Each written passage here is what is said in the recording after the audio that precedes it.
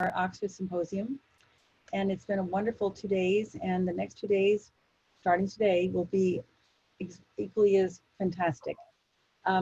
Interesting, our topics have always been very current and very important for all of us. Today's topic I'm excited about because it is so universal. The moderator for me has always been someone that gets excited about the talk because I pre-read it. So I'm going to be sitting here very, very tensely writing things down, Helen and Sharon. Helen Nelson is a registered nurse since 1985.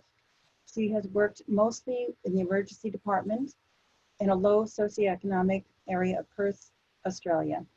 In this role, she repeatedly saw the immense burden on families and children related to social determinants of health. This included the health and mental health burden of mothers of young families, and it raised a question. How do we build communities in which families are supported in a way that effectively reduces the inequity related to social determinants of health? Helen then pursued her postdoctoral study and came to an understanding of the importance of early intervention. She worked in school health over the following 11 years, and she currently works as a nurse researcher at the Western Australian Child and Adolescent Health Service. Her ultimate goal is to work with school-based communities towards supporting families and children in evidence-based models of integrated care. The focus of Helen's doctoral research was in measuring the experience of power imbalance by children who are bullied at school, including subtle forms of bullying that are hidden from the teachers. There's much work to be done in this area, and children who are bullied experience power imbalance as a form of control, and when bullying, especially when bullying is hidden from the teachers. This will be the focus of Helen's today's presentation. Her co-presenter, Sharon Burns, is an associate professor of health promotion in the School of Public Health at Curtin University. She's the co-director, Collaboration for Research, Evidence Impact at Curtin University. Sharon is a health promotion practitioner and research with mixed methods research focusing on children, adolescents, young adults, and parents, and has conducted a large range of studies in settings with focuses on mental health, sexual health, alcohol and other drugs, and breastfeeding. Since January 2019, she's been chair of the Curtin University Human Research Ethics Committee. Her research has attracted over 8 million Australian dollars and has been competitive funding. She has 85 peer-reviewed publications, 100 conference presentations, and about 50 technical reports. Her research resulted in the relationship and sexuality education training packages for teachers, bullying resources and policy, and school climate and curriculum for audit materials implemented in Thailand. We welcome both of these speakers today from a very far, situationally distant, but we all feel very connected to our family at Oxford. So welcome, Helen. Thank you, Jackie. I'm just going to put my talk up. We just want to make one announcement, and that is please mute your mic while presentations are going on.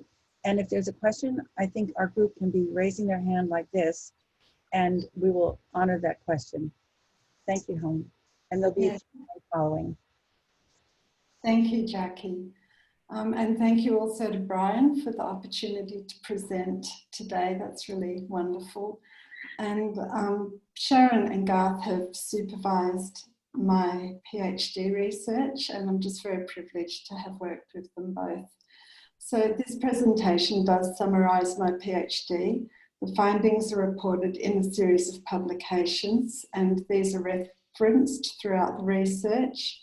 And today's presentation gives an overview and some of the implications of how covert aggression contributes to the power imbalance experienced by children who are bullied, and how this relates to school-based family counselling. So for many years I worked as a school nurse, and early one morning a mother came to the health centre and asked to speak with me. Her 11-year-old daughter was being bullied by a very popular girl, popular with children and with teachers. and the parent didn't know how to help her daughter. And she said to me that the teacher simply did not see the harm that was being done. In the eyes of the teacher, the child who was bullying her daughter could do no wrong. So first of all, I wanted to define bullying, which is aggression that is repeated in a relationship of power imbalance. It is repeated because of the perceived power of the child who is bullying over the child who is being bullied. When the mother came to speak to me, I'd been reading about the Australian covert bullying prevalence study. Children had said that although they wouldn't use the word covert, they would think that covert bullying was hidden from adults, so that adults are not aware that it is happening. And this made sense to me because adults act as a secure base for children. And if children don't have access to this secure base of support while they're trying to understand their social world, they may feel quite confused or frightened, and this would increase their experience of power imbalance. Power imbalance has not been consistently measured, and the word covert has also been used inconsistently. Some have used it to represent relational aggression and bullying as opposed to physical, but physical bullying can be hidden from adults. And some have suggested that covert is indirect behaviour in which the child who is bullied did not know who was doing the bullying. But this distinction has not been supported by empirical analysis. So this research was conducted within a developmental systems framework based on Bronfenbrenner's bioecological model of development. Beginning with our first attachment relationships, development is shaped as children interact with others and experience emotions that motivate them, including anticipation, belief, hope, or doubt. These emotions set a neurobiological response that over time patterns each child's brain and body to adapt to his or her own environment, to survive or thrive. When children experience doubt or fear and can return to a safe base of support, the fear subsides and they can then explore how to overcome the difficulties. In the absence of this support, doubt and fear may not be resolved, and over time, their brain adapts for survival at the cost of long-term physical and mental health and the cost of their capacity to learn well and to build trust. Sorry to interrupt, Helen, are you showing slides? Yes, but this one has a long talk. Okay, because we can't see your slides yet. You can't see my slides? No, you have to go down to share at the bottom and click on that. Oh. It's the green button that says share. If you click on that, and then you share your screen. Okay, I'll escape and... Don't escape. Sorry about that. This one, I think. Yes, there it is. Yes? Perfect. Great. Sorry, I haven't done this before, so this is new. Here is my slide. So we know that there are sensitive periods of social development. For example, at age 2, there's a natural peak in physical aggression, and children learn to regulate their behaviour in secure relationships. At age 5 to 7, there's a more positive evaluation. Children feel more positive about who they are than around age 8 or 9. This is when their cognitive capacity for self-reflection is growing and their identity is increasingly framed through questions, where do I fit in and what do others think about me? Relational aggression increases about this age. These sensitive periods provide opportunity for growth as children face challenges, overcome adversity, and develop resilience. The capacity for families, schools, and communities to support children is influenced by policy, beliefs, and values at state, school, national, and international levels. Perhaps in the context of this research, one of the most overarching conventions is the right of each child to be heard. But this seemingly simple and fundamental right is met within layers of complexity. So we explored children's perception of factors that influence or protects against their experience of power imbalance associated with bullying. We anticipated that covert aggression would increase children's experience of power imbalance by limiting their access to secure relationships. In the context of Western Australian schools, children might seek support from teachers and also from pastoral care workers. This includes school nurses, psychologists, social workers, and chaplains. Fee-paying and government schools generally have a chaplain. So Bronfenbrenner recommended action research is used to explore social change in different contexts to inform social policy and action. Our research was conducted to reflect the specific context of children in middle-class fee-paying schools in metropolitan Perth, Western Australia. This represents a normative population in Australia, and we worked with children aged 8 to 12 because this is when they begin to evaluate their own self-worth by comparing themselves with peers, and when relational aggression starts to increase. The research was conducted over 3 phases. Have you got the pictures of people or the whole slide? It's the whole slide. Great, okay. Phase 1 included survey design informed by a scoping review and by thematic analysis of focus group discussions with children. Using children's own words, we developed 2 new measurement instruments. We included these in an online questionnaire and we tested them with the children who participated in the focus groups for face validity and with expert reviewers for content validity.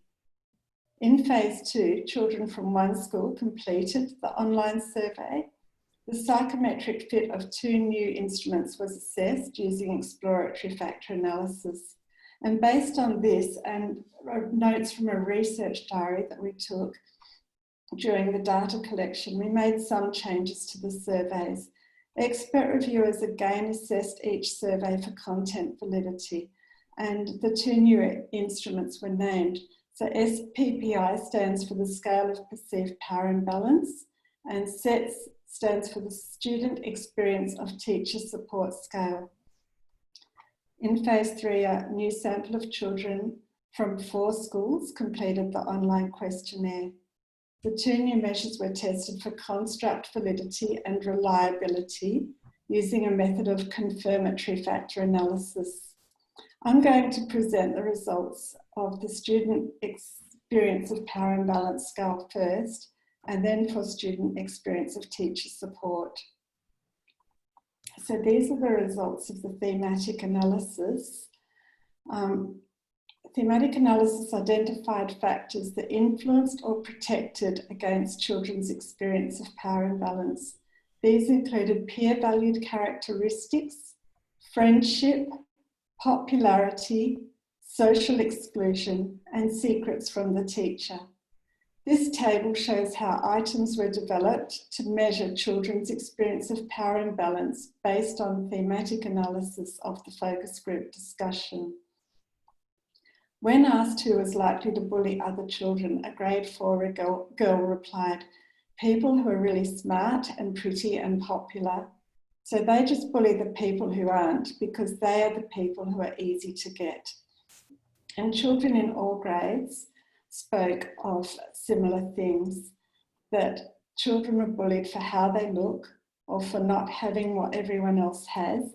And this included smartphones, electronic games or computer games, clothing or shoes.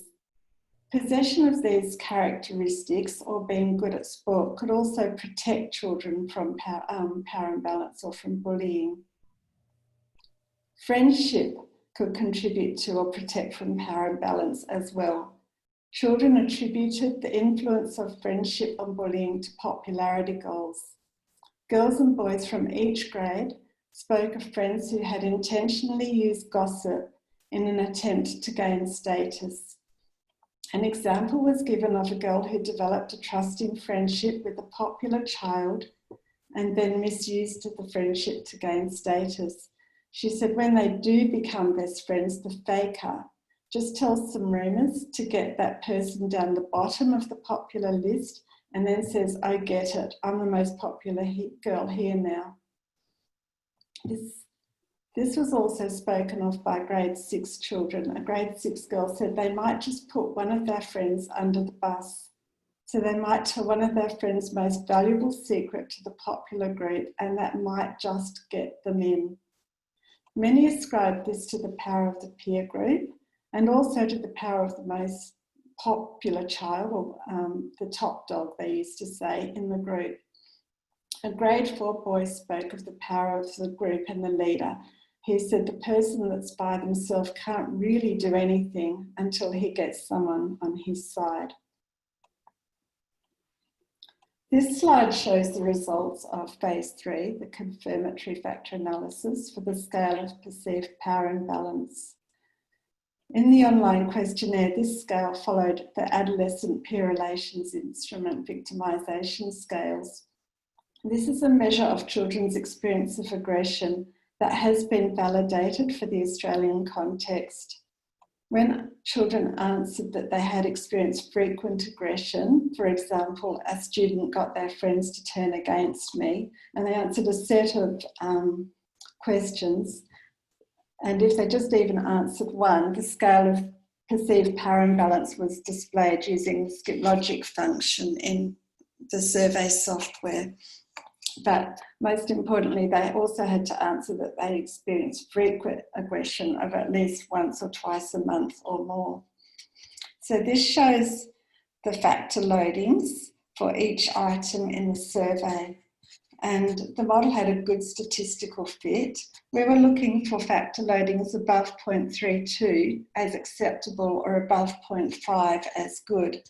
So you can see that really clever and good looking didn't have very high factor loadings. And these items in the focus groups had represented peer-valued characteristics that could contribute to power imbalance, but it could also protect from power balance. In addition to this, the word clever represented a broader concept or paradigm. So I'm now going to go back to the focus group results to show this in relation to the way the children used the word smart or clever. Children spoke of those who bullied others as being smart or clever. Researchers have previously assessed children's experience of power imbalance by asking if the aggressor was smarter at schoolwork than the child who was bullied. In our focus groups, children did say that some were bullied because they were academically clever, but they also said that academically talented children might put others down because they weren't clever at schoolwork. But children also spoke of those who were smart because they could gain the confidence of the teacher and they could hide their bullying behaviour. This increased the powerlessness felt by children who were bullied because they felt unable to access help. You can see that in this conversation between the two boys in grade 5. One said, "Sometimes I think the smarter kids can get their way out of trouble when the bullied kid tells on them." And the other one agreed, yes, the teacher wouldn't really expect one of them to do it. These conversations are consistent with children's definition of covert aggression as being deliberately hidden from adults at school. And I think that one of the most profound reflections was made by a grade 6 girl. She said, "It happened to me at my old school with my teacher and kids. I got bullied." She didn't differentiate what had happened to her and the bullying from the way that the teacher or the children responded to her.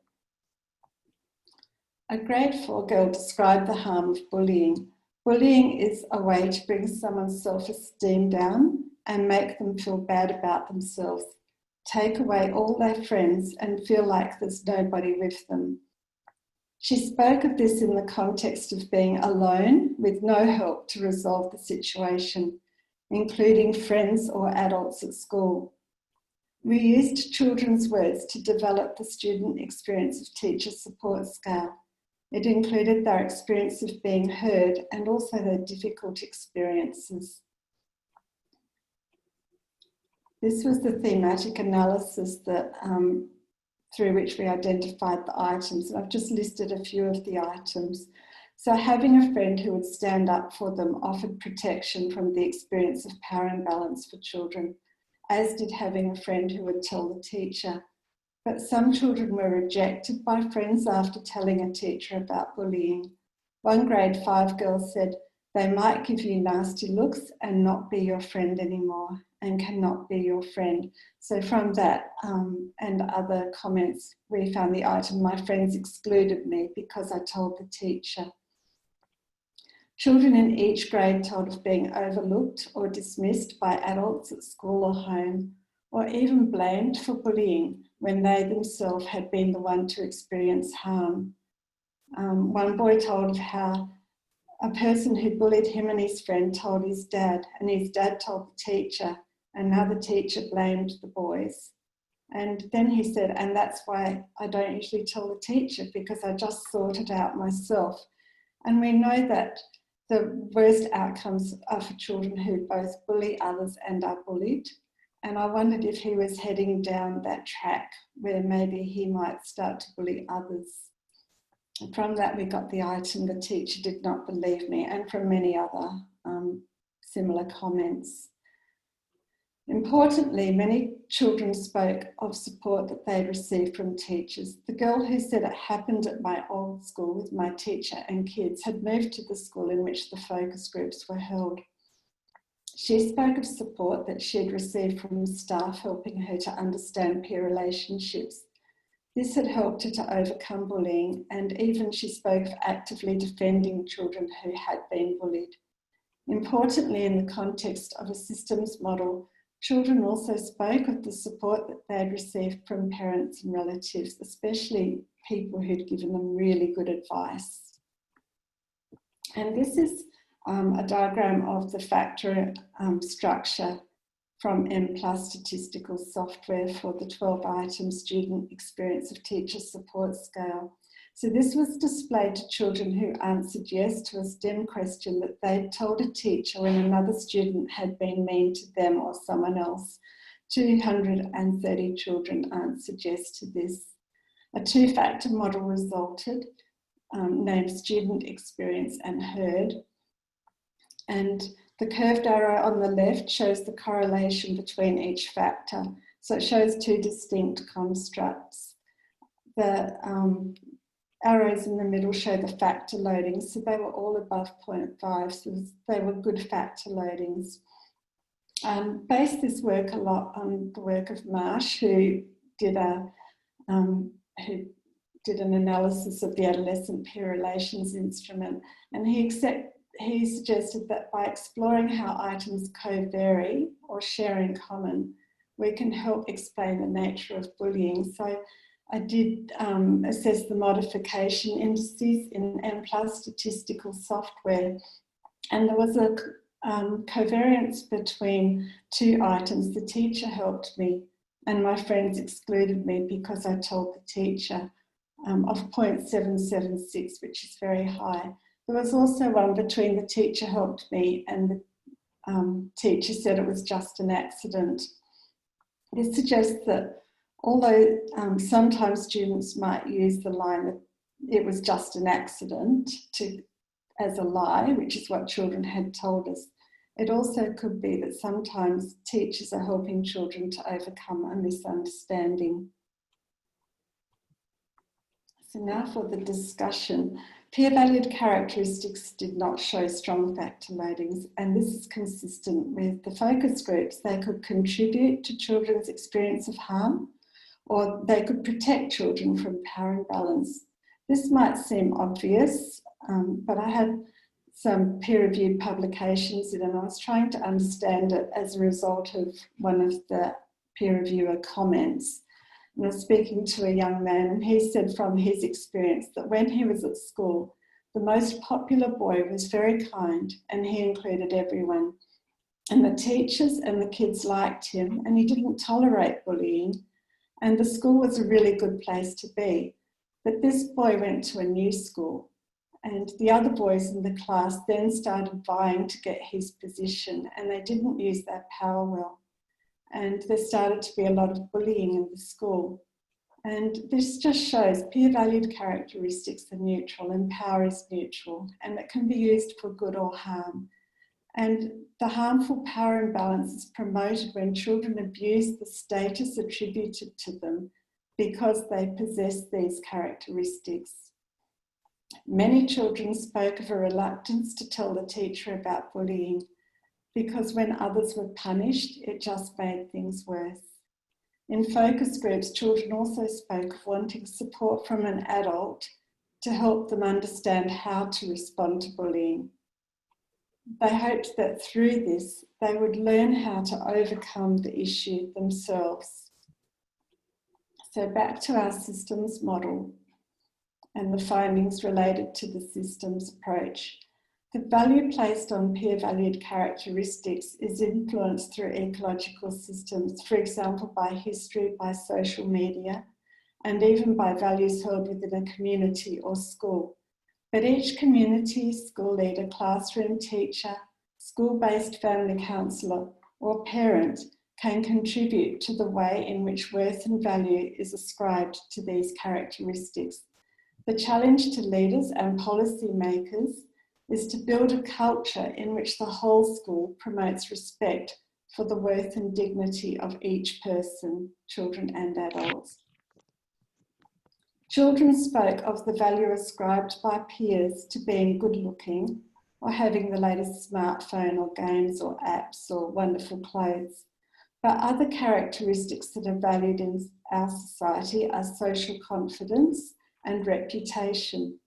Review of the literature showed that some adults have attributed bullying to the bad manners of the child who is bullying others, or to the lack of confidence of children who are bullied. But these attributions overlook the way in which children's experience of power imbalance interferes with their neurobiological capacity for emotional adjustment. So the fight or flight response in the brain, the rise in inflammatory markers, the rush of glucose to prepare the body for danger. These all happen in response to stress. Bullying is a goal-directed behaviour, often against those who children see as easy to get, as stated by the grade 4 girl in our focus groups. The attribution of bullying to children's individual characteristics blinds people to the goal-directedness of bullying and hinders our understanding of how to lessen the harm of bullying. So that's the next point. Children spoke of those who bully others as being smart or clever, referring to the goal-directed use of social power, for example, in being able to deceive the teacher by telling lies. Friendships could be cultivated for the purpose of learning secrets and spreading rumours. Power was cleverly distributed through the peer group to cause harm, and teachers may be unaware of these power structures and may not recognise bullying by socially clever children who make a favourable impression on others. Teachers have said themselves that they don't think they're aware of all of the bullying and that they really don't know how to respond in the absence of proof. So teachers will benefit from the backing of policy that acknowledges how covert bullying may contribute to children's experience of power imbalance through social isolation. But most of all, we need to understand what children want. So the United Nations Rights of the Child emphasises that children's views are relevant perspective to decision making, policy making, and preparation of laws and measures. Children have a right to be included in discussion at the starting point in the development of policies, programs and measures, in all relevant contexts of their lives. This is from the United Nations Committee on the Rights of the Child 51st Session, General Comment number 12 from 2009, that states that adults who work with children should respect and build on the example of children's participation, should understand the environmental and cultural context of children's lives. They have a responsibility to minimise risks, but also these adults who work with children need to have support and training to provide for children. For example, skills in listening and engaging with children. In our focus groups, children spoke of wanting teachers and parents to focus on listening to those who report bullying and giving them emotional support rather than trying to fix the bullying problem by punishing those who seem to be doing the bullying. This includes being aware of cultural values and norms and building a whole school culture of respect and having empathic listening. So finally, the implications for school-based family counselling. First, to be aware of cultural values and norms, how worth and value is attributed, how this may influence power structures within the school, and how it may make it difficult for teachers to recognise bullying. Second, to advocate for the acknowledgement of covert bullying in school policy. A lot of people have said that their policies really focus on obvious physical bullying and that people dismiss relational aggression and bullying. So acknowledgement of covert bullying, how it may contribute to children's experience of power imbalance through social isolation. And I think social isolation, it's really one of the things that's recognised as one of the great up and coming causes of morbidity and mortality above smoking and above so many other things. And so we really need to focus on the seriousness of that. To advocate for policy and practice to promote empathic listening to children who report bullying, providing emotional support as children problem solve, and to listen to and provide support for teachers and parents who are also problem solving for a problem that they often cannot see. That's the end. Thank you.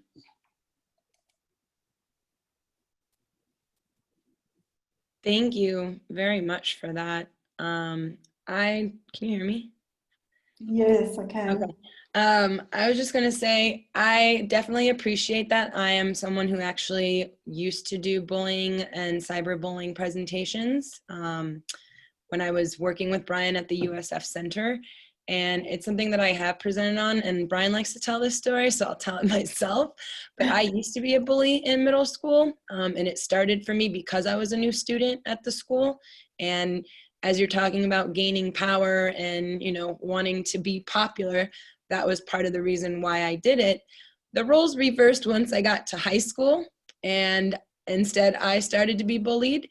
But it was just very interesting to see that power dynamic, the difference. And like you said, just watching now, I think just watching now kids with social media, like you're saying, like I wasn't even thinking of actually about games and apps on your phone, because we didn't have cell phones or, you know, apps when I was younger. Instead, you had like Nintendo or, you know, something like that, but that wasn't a big thing. So when you were talking about like smartphones and games and everything, I was like, that's important, because that's not something you really do think about nowadays. Yeah, they do cyberbullying and stuff like that, but I thought this was really great. So thank you for sharing that. I definitely will be taking from this and be sharing it. So I appreciate it. Thank you, Sheena. Interestingly, they spoke about when they're playing games and they're chatting within the games and the amount of bullying that happens within the games.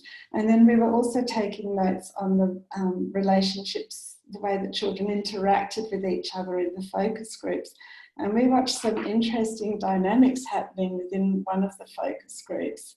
And we realised that there was a bit of a powerful person in the group. And this person at the end of the group, when we offered for them to give their own reflections, said, you know, sometimes the bully doesn't realise that we're bullying, and we have to learn that that's what we're doing. And I thought that really showed the value of action research. I didn't even know you could talk on game apps. I'm getting so much older. Yeah.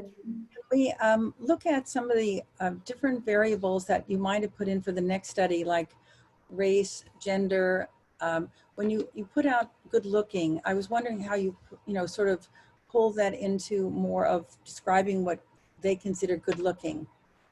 Yeah, we were really limited because when we're talking about limitations, there was another big study. There's a lot of this type of bullying research happening in Western Australia, and we had trouble getting enough schools that were not already involved in other studies. So we couldn't get the sample size we were originally aiming for, and we took out our questions. We took out quite a few questions and just used the question set that we were going to be reliably able to analyse. So I think there is a lot to look into that in the future, because it's a very, English as a second language in the kindy in this school is 55%.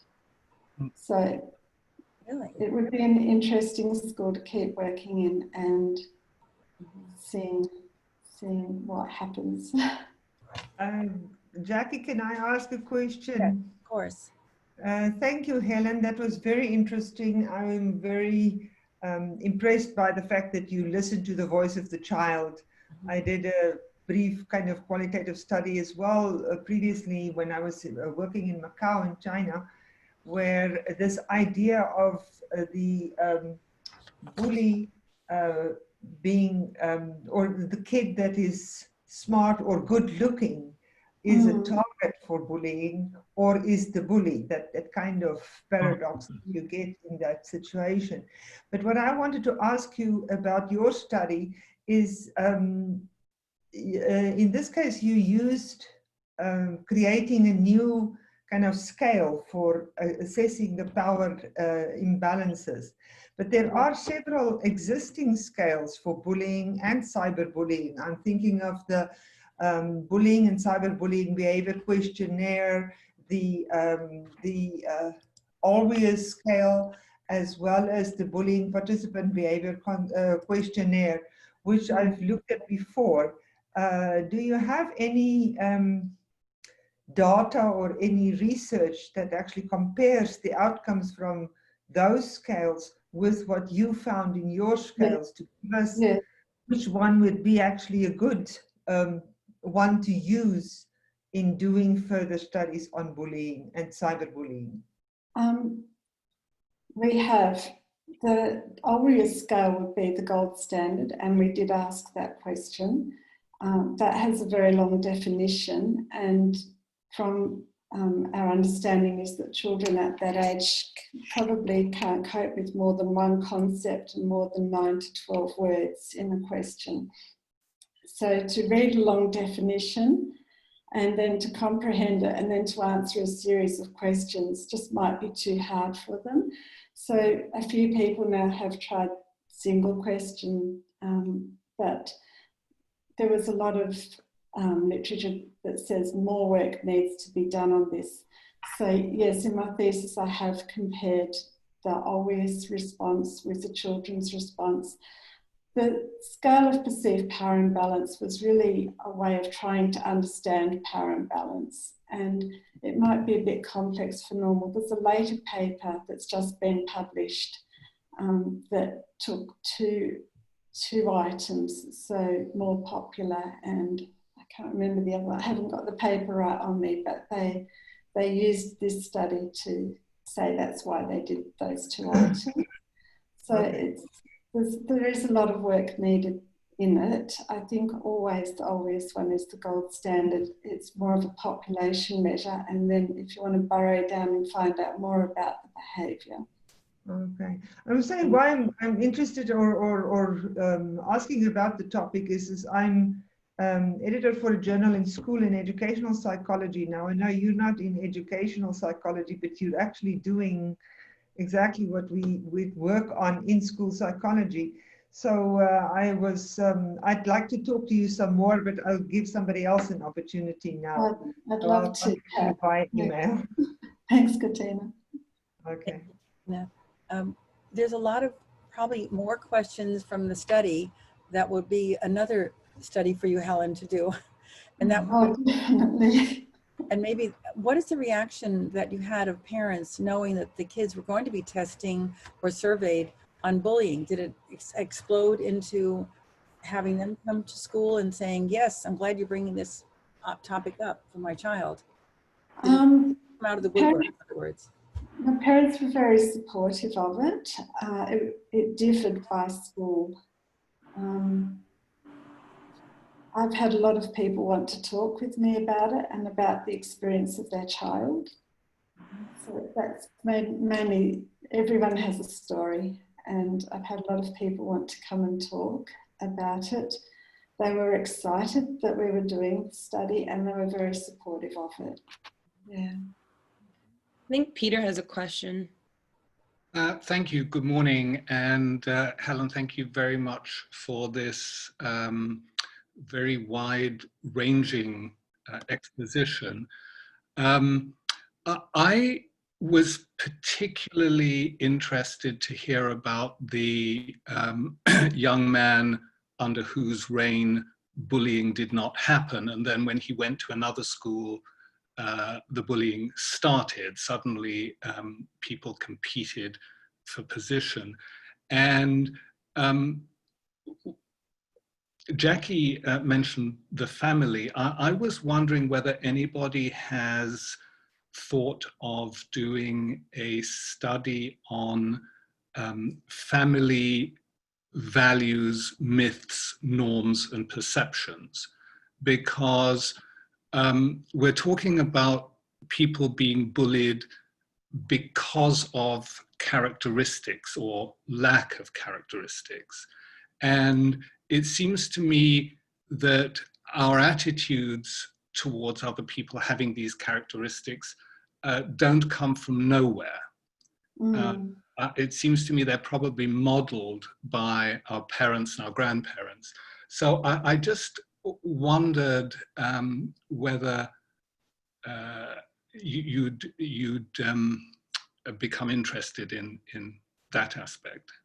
Yes, that's where it all started for me, working in emergency department and seeing young mothers come in repeatedly with chest pain in the middle of the night. And it was a low socioeconomic area, and thinking, what's behind all of this? And they've got so much stress. There's never any diagnosis. We were really extensively investigating. And I thought the family is just so important for the children that are growing up, but also for the security. It just is a circle that keeps revolving around and around. And children did speak a lot about their families in the focus groups. So my hope is to go backwards even further now and look and work with families and look at what family experience is. It's been going from emergency department back. So I think it goes to pre-birth. I have a brief comment, Helen. Thank you for this very interesting study, giving voices to children. So often in studies on bullying, the voices of children are not heard. If I were a teacher and there was covert bullying going on in my classroom, what sort of advice would you give to me about how to handle that so it doesn't make it worse for the child? Yeah, I think that one of the interesting conversations I had with one of the children was, he said he would prefer not to talk even to his mother. He'd prefer to talk to his uncle, because then there'd be no one bothering him. They'd just give him some tips and he could move on. I think the thing that I came out of it being aware of is that children really want to grow and learn how to deal with things themselves. So if they go to a teacher and say this is happening, they they're just looking for a safe place to talk and explore what they might do. Not to be given advice, just a safe place to, for the stress response to slow down, I think, and for them to find out how they might resolve the situation. I think that there must be a time where there has to be a different reaction. Having done mental health nursing and worked with children in that field, there's a time where children aren't safe. And I'm always aware of that. So I don't think there can ever be a blanket answer. And the other thing to be aware of is that teachers really don't know what's happening. And this is putting a lot of pressure on teachers. And I never wanted it to be a let's blame the teacher, because it can't ever be that. Teachers need support as much as the children. And to me, that's why I was so excited to be asked to speak about, you know, just school-based family counselling, because we support teachers as well. So, yeah, don't know if that answers your question, but... It does, thank you. Helen, can I ask, maybe this is, you know, sort of a statewide consideration on this end of the globe, but one of the interesting ways that people have addressed bullying is to go to the pocket of the school. And probably New York City and that kind of New York City for the most part, they really have a very aggressive situation going on with litigious direction to take on bullying. And people have found out that in order to really stop this horrible experience of more dangerous kinds of bullying, where the child might be suicidal or certainly would not want to go to school, in that range of difficulty, they actually go to the courts and they sue the school. And this is very, very common in New York City now. I have a feeling it doesn't happen in Australia as much as it is statewide.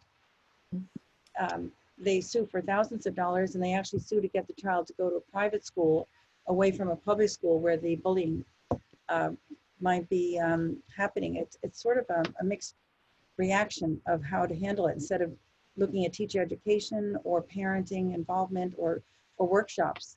It's gone to that level, because especially in the LGBT community, people are really, really getting hit hard with bullying. Wow. It just adds to the pressure all around, doesn't it? It's, Yes, it does. It takes it out of the parents and the teachers' hands and puts it in the lawyers' hands, which might be necessary in some cases, but it shouldn't be the first go-to, I think. yeah.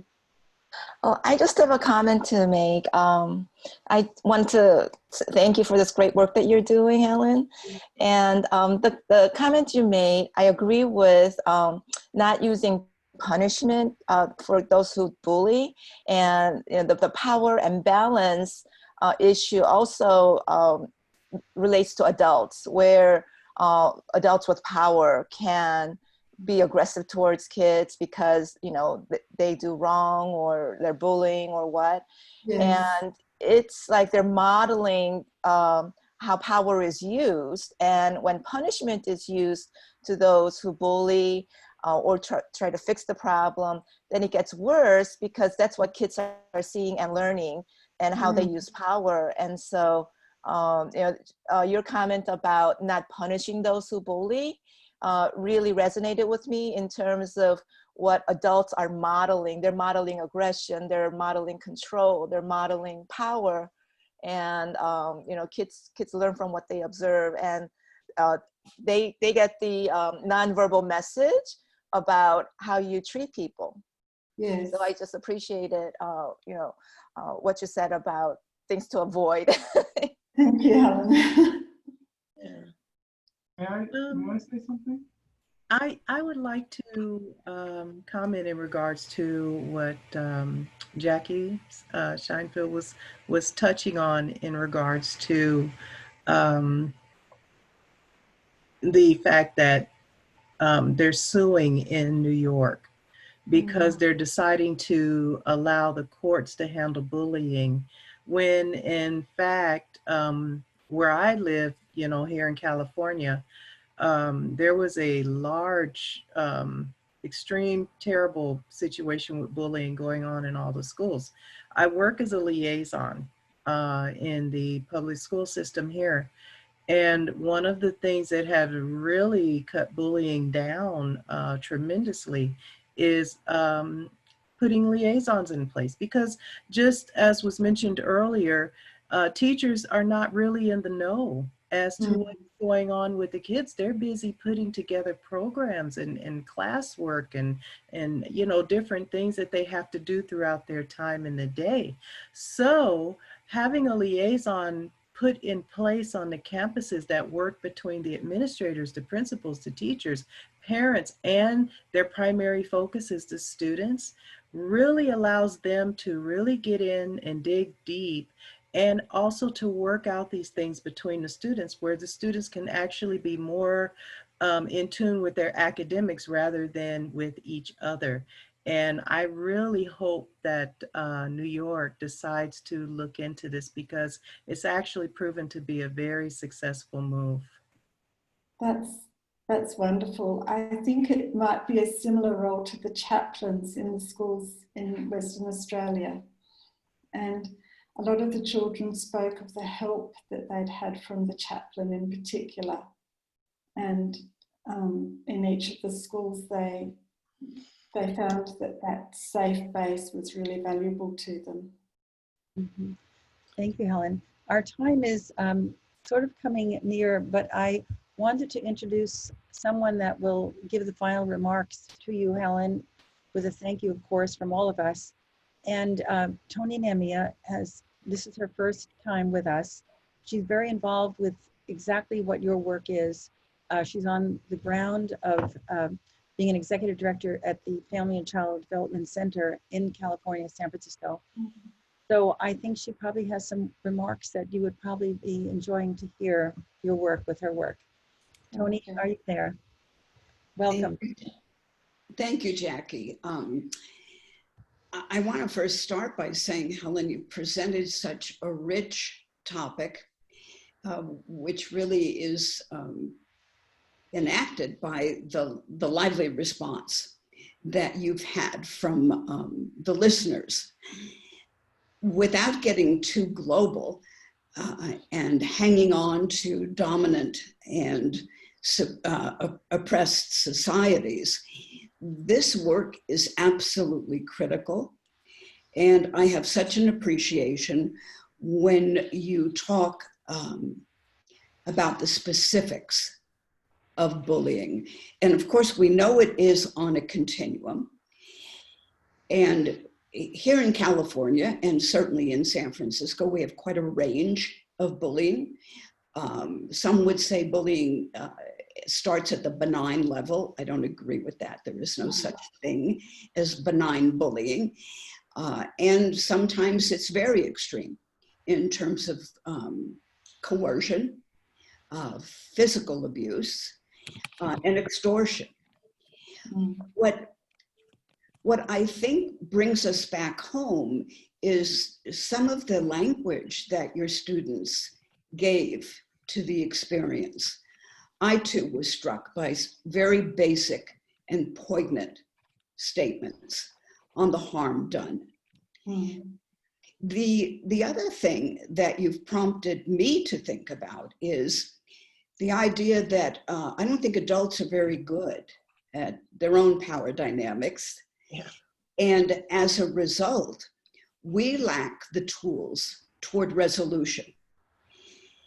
If we expect children to be able to do this, we need to be able to do it better ourselves. And the fact is, it requires training. I've had a fair amount of experience with restorative practices, and I see it as having made a dent and not a significant one. The springboard, I think, that you provide for all of us in this work is to really take into consideration and then put into action, not just posters on the wall about anti-bullying or slogans, but some real tools that that children can use and that adults can use. And I'm energized by what you've had to say. And want to conclude by remarking how prevalent bullying is. It is insidious and it's everywhere. And to think that inadvertently adults allow it to happen within childhood doesn't bode well. So your work really prompts me to look at this more carefully and to talk about this with our trainees who are actually boots on the ground and hearing the stories from children. So great appreciation. Keep it up and come back and tell us more. Right. Thank you. Thank you, Tony. Thank you, Tony. Thank you all for your very important questions. And I know that Helen and your co-paper writer Shara will be available for any information that they need from you or any slide information. You'll be hearing from them, I'm sure. Thank you so much. I think we're just about ready for— Good job, Helen. That's terrific. Thank you. It was great. It was fantastic. And just the door opened. I think right now we might be ready for our morning coffee or tea time. 5 minute break. Yes, 5 minutes, but the new term of a break now is called for virtual, a bio break. Okay. So let's go on a bio break and see you back in 5 minutes. Okay. Thank you all. Thank you. Thank you. Helen, I have a question for you. I have a couple actually. Yes. In how many, did you